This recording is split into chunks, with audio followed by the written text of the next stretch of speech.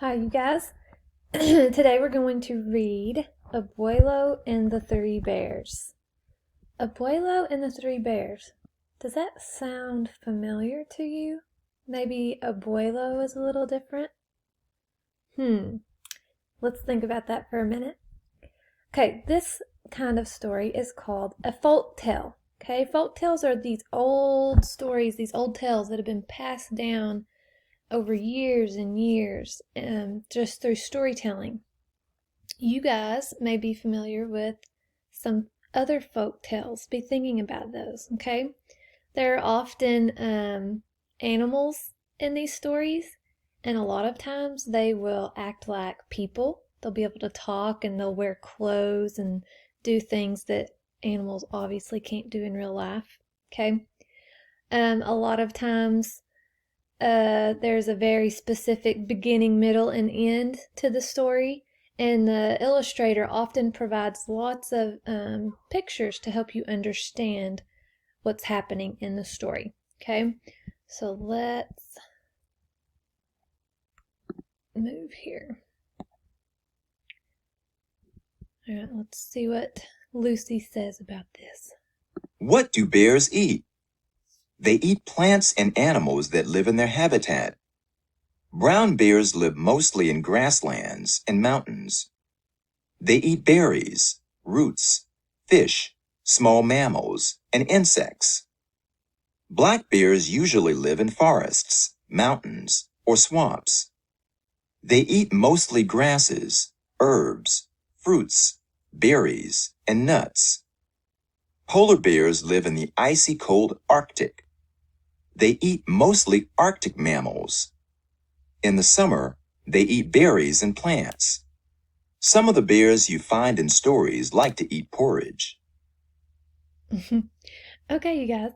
I think that you guys have been talking about different kinds of animals with Miss Urbanzik. Do you guys know what you call an animal that will eat meat, like fish, and plants, like veggies? Is that called an omnivore? I thought carnivore is where they only eat meat, and then an herbivore is when they only eat plants. So isn't omnivore where they do eat both? I don't know. Y'all let me know because y'all know science is not my strong suit. Okay, before we get started in our story, we're going to talk about figurative language. Okay?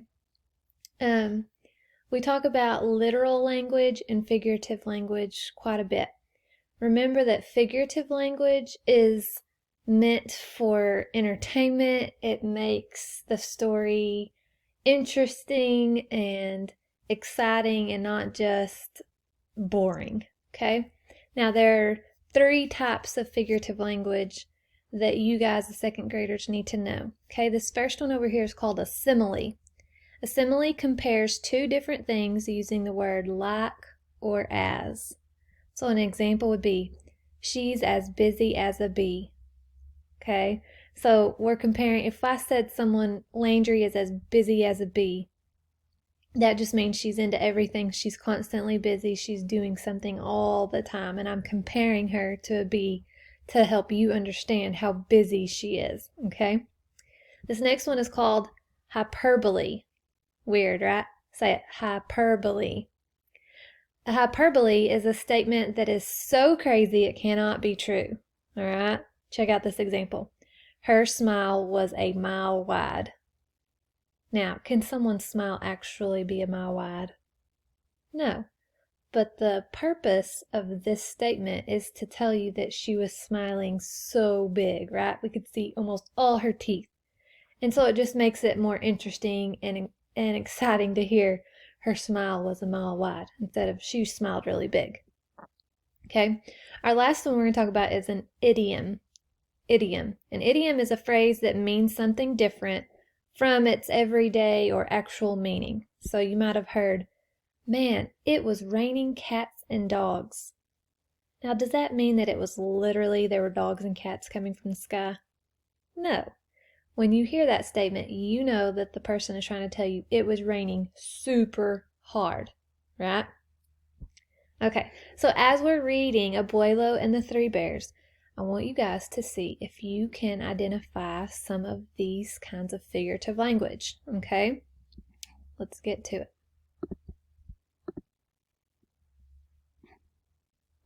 Abuelo and the Three Bears by Jerry Tello. Illustrated by Ana Lopez Escrivá. Okay, so just based off this title page, interesting, right? We've got bears and humans sitting at the same table having a dinner together.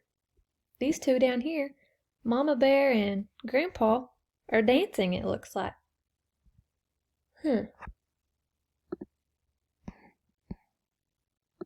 It was a quiet Sunday. Emilio and his grandfather sat on the front porch. Abuelo, said Emilio, do we have to wait much longer? When will everybody get here? Your cousins will arrive soon, Abuelo answered, and we'll have a fine dinner. I'll tell you a story to help pass the time. Okay, so look how this illustration helps you understand what the text said.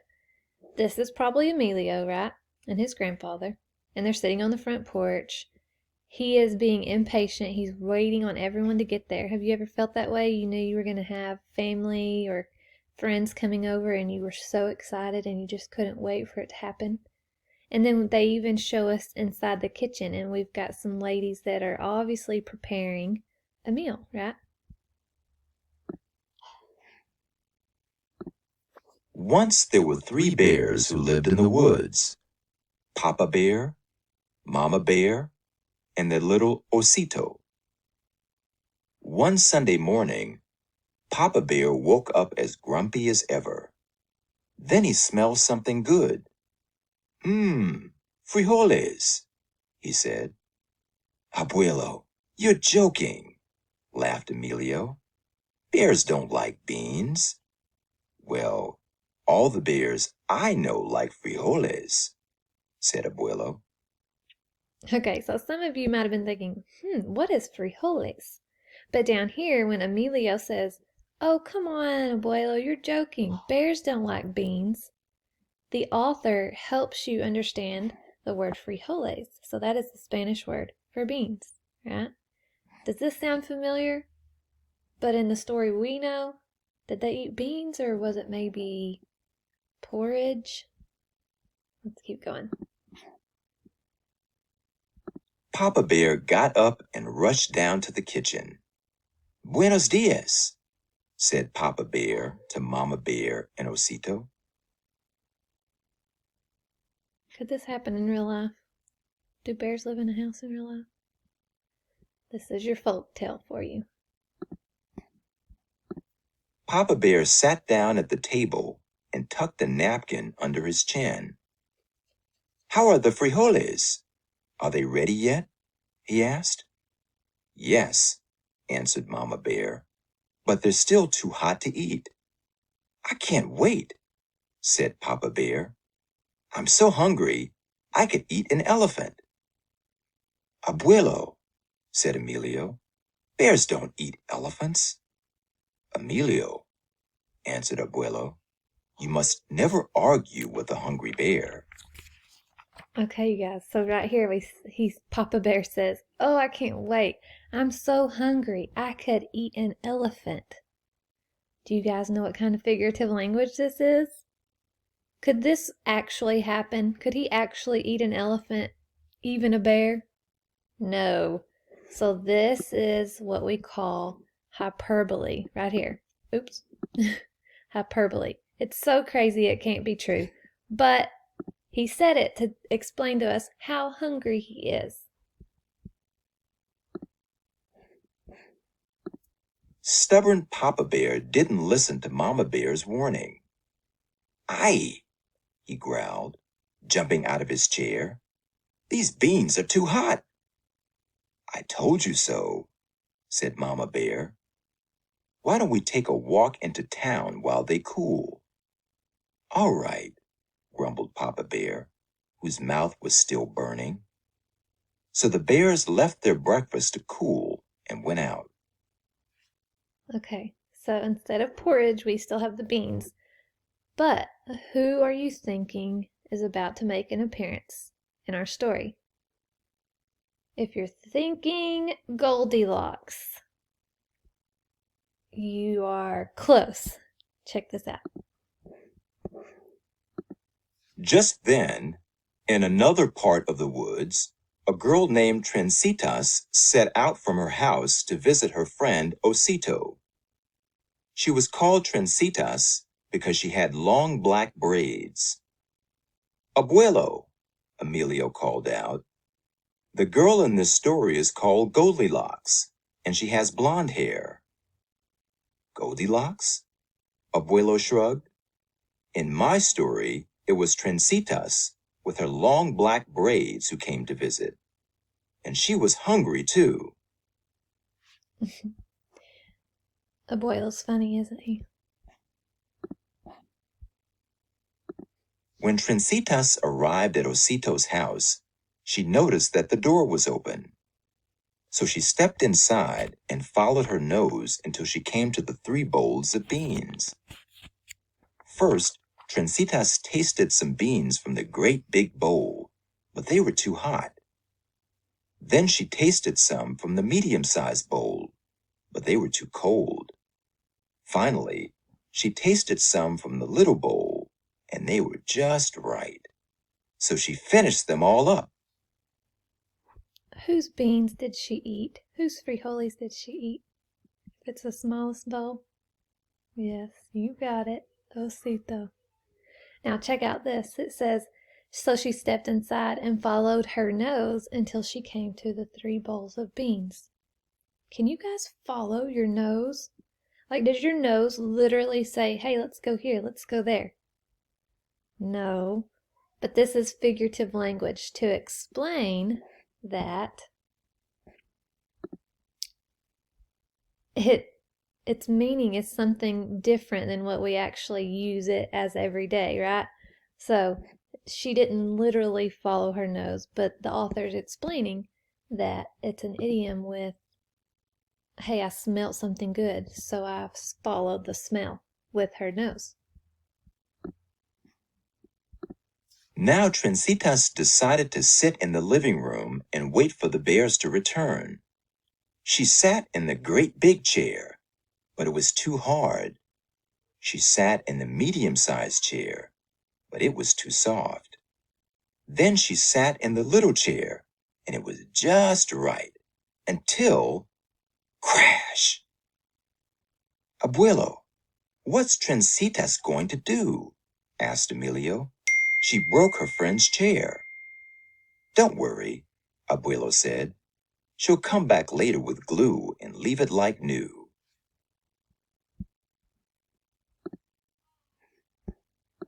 Trencitas was feeling very sleepy.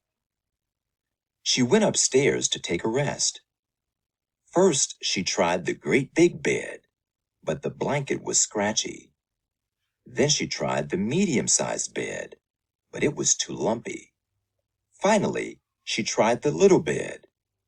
It was too small, but it was so cozy and soft that Trencitas soon fell asleep. See their cute family photo up here? When the 3 bears came home, Papa Bear headed straight to the kitchen to eat his frijoles. Ay, he growled when he saw his bowl. Somebody's been eating my beans. And somebody's been eating my beans, said Mama Bear. And there's only 1 bean left in my bowl, said Osito. Then the 3 bears went into the living room. Ay, said Papa Bear, when he saw that his chair had been moved. Somebody's been sitting in my chair. And somebody's been sitting in my chair, said Mama Bear. And my chair is all over the place, said Osito. What do you predict will happen next?